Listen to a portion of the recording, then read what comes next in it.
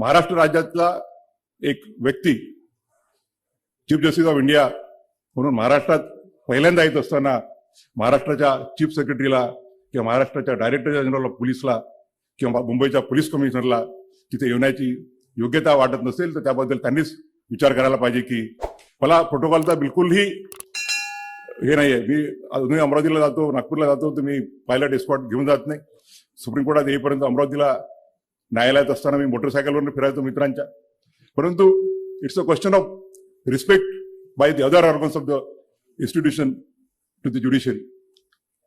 एका राज्यघटनेच्या एका संस्थेचा प्रमुख ज्या वेळा पहिल्यांदा या राज्यामध्ये येत असेल आणि तोही त्या राज्याचा, तर जी वागणूक त्यांनी दिली ती योग्य आहे की नाही हा त्यांनीच त्यांचा विचार करावा. या लहान लहान गोष्टीमध्ये मला हे नाही, दुसरा एखादा आमच्याला एखादा कोणी असता तर आर्टिकल 142 किंवा 140